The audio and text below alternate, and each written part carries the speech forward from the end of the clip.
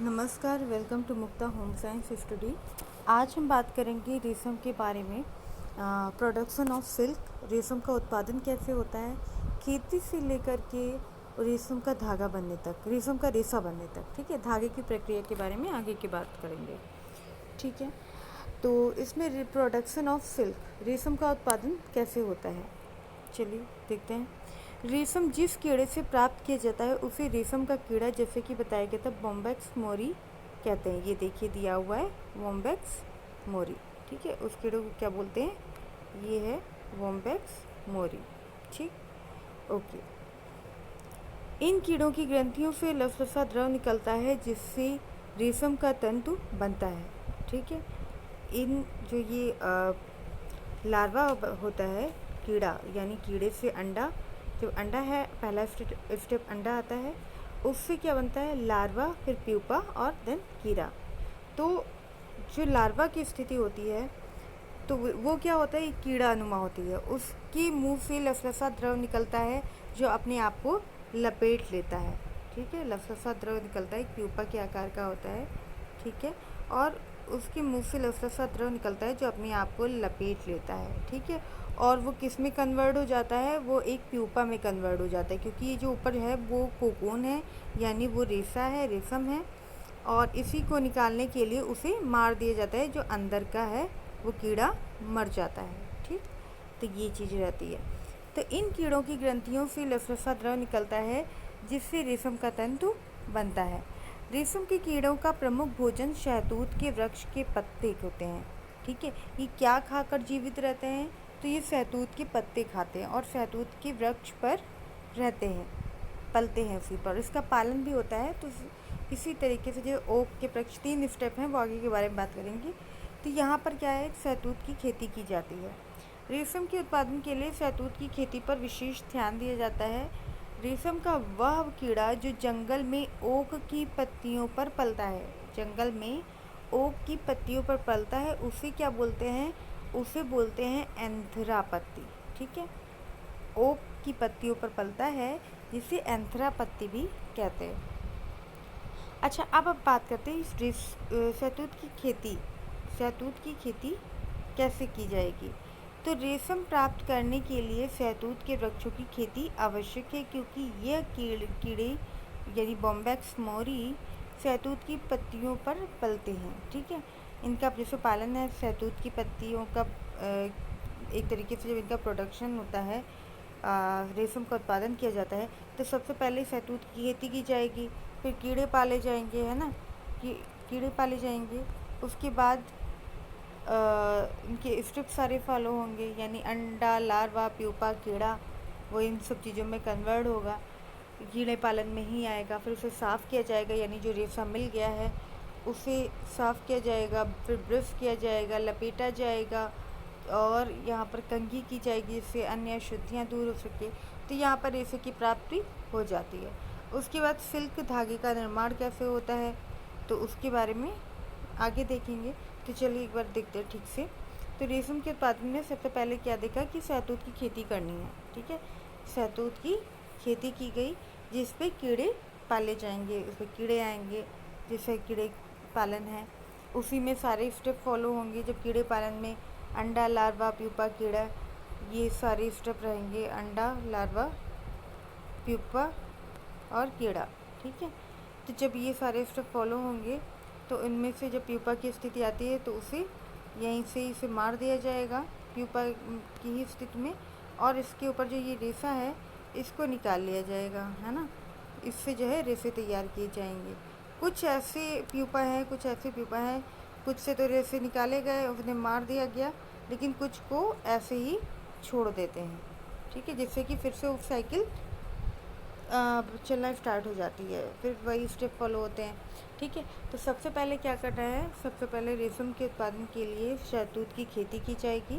ठीक है, शहतूत की खेती करनी होगी, फिर कीड़ों का पालन करना होगा। रेशम का कीड़ा बॉम्बैक्स मोरी शहतूत की पत्तियां खाकर जीवित रहते हैं, अतः इसे शहतूत की खेती कर पाला जाता है।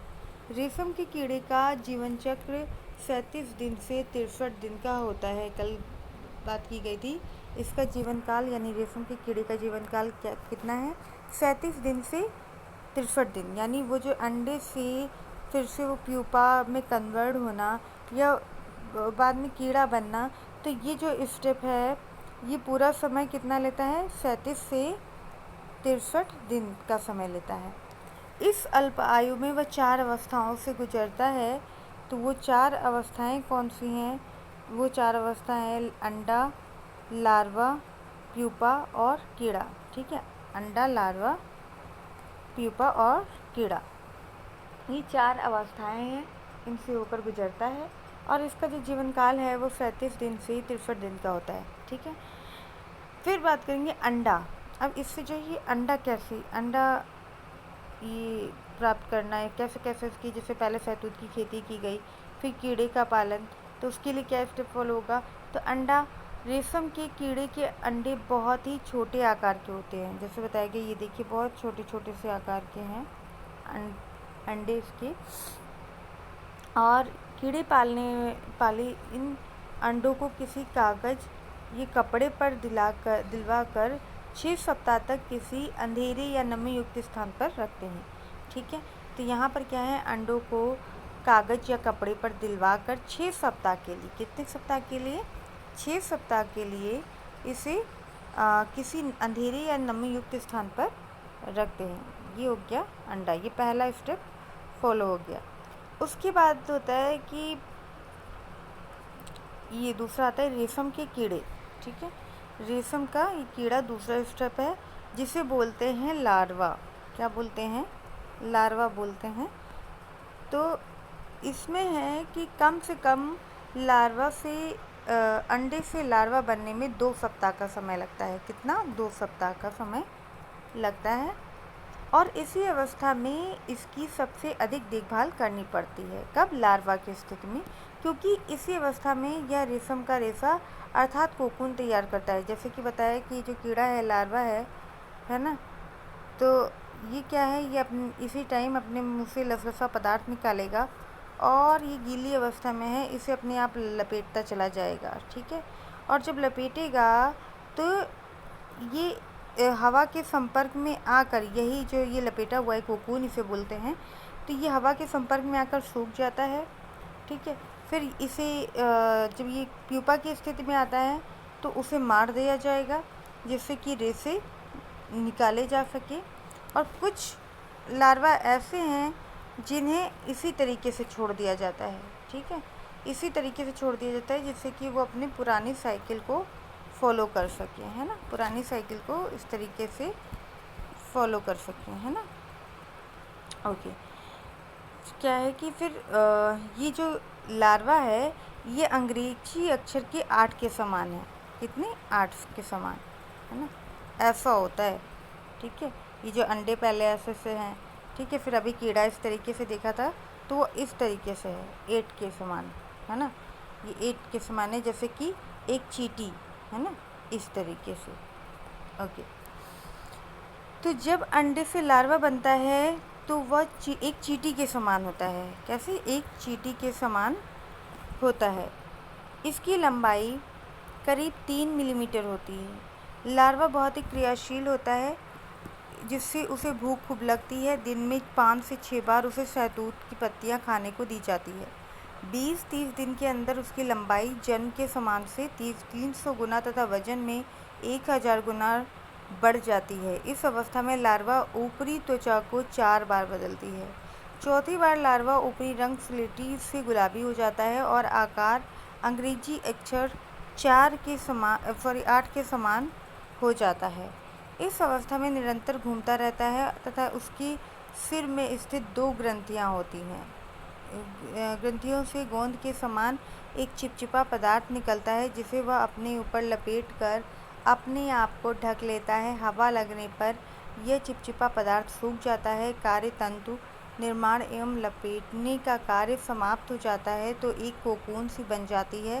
कोकून बनने के पश्चात लार्वा 10 से 15 दिन तक उसमें सोता रहता है। जब वो अपने ऊपर कोकीन इकट्ठा कर लेता है तो 10 से 15 दिन तक वो उसी में सोता है, फिर वह लार्वा से प्यूपा में परिवर्तित हो जाता है। ठीक है, तो ये देखिए ये लार्वा है ना, ये लार्वा है और इसी से वो प्यूपा में कन्वर्ट होता है। ठीक, अच्छा अब आगे देखते हैं। प्यूपा प्यूपा की स्थिति में उसको मार दिया जाता है। प्यूपा की स्थिति में उसे मारकर कोकून इकट्ठा किया जाता है। कीड़ा में क्या है, सभी प्यूपा को कोकून एकत्र करने के लिए नहीं मारा जाता, उसमें से कुछ प्यूपा को छोड़ दिया जाता है। यहाँ पर देखिए कुछ प्यूपा को इसी तरीके से छोड़ देंगे। ठीक है, कीड़ा, हाँ इसी में छोड़ दिया जाता है। 2 सप्ताह में इनमें से कीड़ा निकलने लगता है और पुनः यही जीवन चक्र चलता है। तो यानी प्यूपा के ऊपर जो रेशा जैसा है वो हमारा कोकून है, वो रेशम है। ठीक है, तो यहाँ पर क्या है, सबसे पहले शहतूत की खेती की जाएगी, कीड़े का पालन किया जाएगा और कीड़े का पालन, और यहाँ पे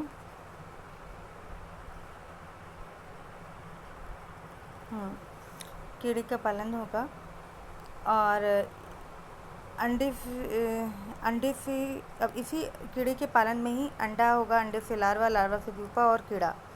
उसके बाद इसे जो रेशा मिला है उसे साफ़ किया जाएगा। ये देखिए इसे साफ़ किया जाएगा।